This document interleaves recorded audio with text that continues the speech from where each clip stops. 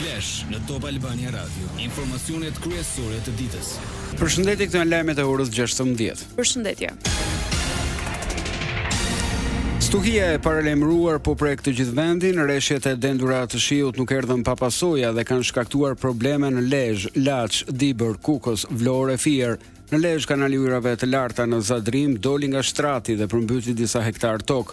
Në Laç janë përmbytur banesa e biznese. Në Kukës ka rritje të konsiderueshme të prurjeve të lumit drin, në Vlorë u rrëzuan pemë, dje pati probleme në zonat e larta të Dukaqinit në Shkodër, kur për shkak të vërshimit të ujrave u bllokua rruga dhe disa automjete mbetën të bllokuara. Policia e shtetit ka shtuar prezencën e shërbimeve në rrugë pas rreshjeve të dendura të shiut dhe stuhive. Autoritetet kërkojnë nga qytetarët të shmangin lëvizjet e panevojshme dhe të tregojnë kujdes të shtuar gjatë qarkullimit, të respektojnë sinjalistikën dhe të mos të i kalojnë shpejtësinë. Tragedi i linjës Vlorë-Brindisi doli në radhë, mjeti lundrues është në det të hapur për të shmangur përplasjet që mund të shkaktohen me kalatën e portit detar nga era e fort bregdetare, ndërkohë në portin e Vlorës lundrimi vjon i pezulluar për të gjitha mjetet e vogla dhe të peshkimit deri nesër. Sot vendi ndikohet nga kushte atmosferike të paqëndrueshme, molti vjon i vranët, ndërsa rreshjet e shiut prezente që prej orëve të para të ditës në pjesën më të madhe të territorit me intensitet të ulët deri mesatar. Lokalisht në veriperëndim e jugperëndim heraherës shirat janë me intensitet deri të lartë dhe në formën e shtrëngatave të stuhive. Rreshjet e shiut do të vijojnë gjatë gjithë ditës në vendin tonë, në majat e maleve, në verilindje, në zonën e Alpeve ka rreshje bore me intensitet të ulët, temperaturat variojnë në vlerat nga 7 në 20 gradë Celsius.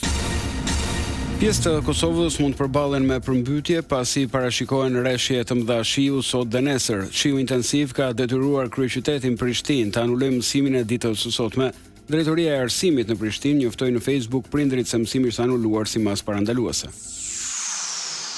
Lajmet në internet në adresën www.topalbaniaradio.com.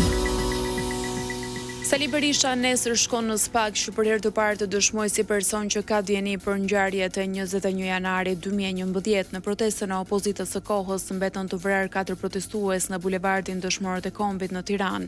A do shkoj pa diskutim. Nesër do jam aty. Ndonse e deklaroj që sot që ky është jetim politik, sepse është çështje shtetuar, po unë do shkoj dhe do të bëj gjyqin publik e Edi Ramës. Edi Rama është përgjegjësi numër 1 i atyre zhvillim, ai është organizatori kryesor. Ajo që thonë se gjykata e Strasburgut pa krim shtetëror, e vrasje shtetërore, e kam falun atë. Ato janë pluma të armëve të shtetit, të përdorura në përputhje me rregullat dhe ligjin, pra janë vrasje shtetërore, jo me qëllim, jo të qëllimshme, pa dashje. Sot në daljen për media, Berisha akuzoi zëvendës kryeministren Belinda Balluku. Prej 10 ditësh në zyrat e agjensive që varen nga Lubia dhe në zyrat e saj, po fabrikohen, po manipulohen, po ndryshohen qindra dhe mijëra dokumenta. Dhe kjo është përgjegjësi direkte e prokurorisë që lejon të qëndrojë në mes dokumentave. Lubia rrin e lirë. Berisha foli edhe për protestën e djeshme, kur ra në sy pjesëmarrja e ulët. Nuk ka qenë protestë kombëtare, ka qenë thjesht një foltore dhe do të jetë foltore parlamentaro qytetare. Ekrem Imamoglu, kryebashkiaki i Istanbullit, i cili mbahet në burg, i dërgoi një letër Erion Veliajt, ku shprehet se priti me kënaqësi të thellë lajmin se gjykata kushtetuese e Shqipërisë riktheu mandatin e fituar në mënyrë demokratike të kryebashkiakut të zgjedhur të Tiranës. Imamoglu shprehet se ky vendim rinovon bindjen se edhe kur vonohet, drejtësia nuk mund të mohohet.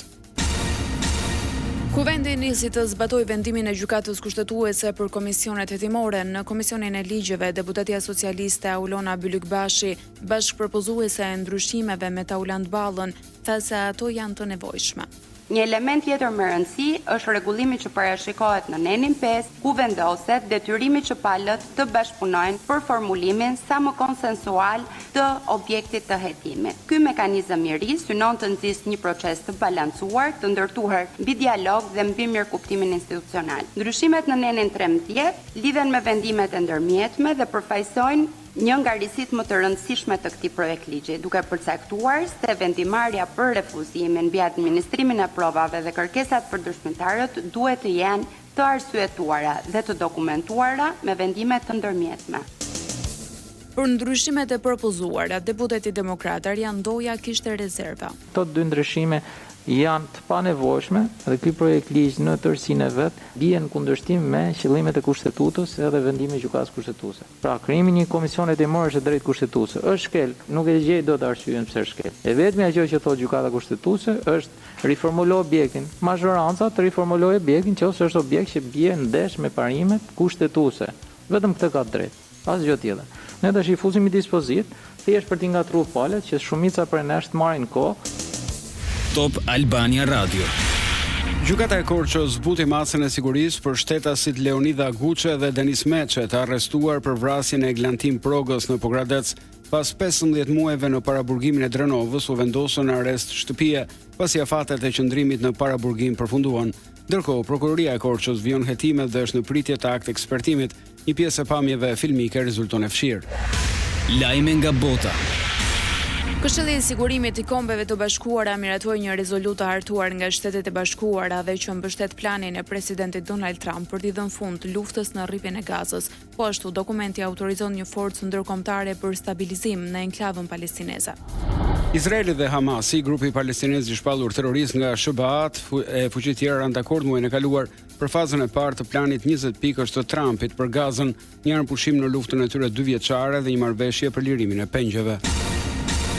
Presidenti I Venezuelës Nicolás Maduro I gatshëm për bisedime në çdo kohë dhe ball për ball me Donald Trumpin, I cili la të hapur mundësinë e një takimi me homologun. Maduro theksoi se është për paqen kundër luftës. Sipas tij, disa sektorë të pushtetit në SBA po e shtyn Trumpin drejt një operacioni ushtarak kundër Venezuelës, çka e quajti gabimi më serioz I jetës së presidentit amerikan.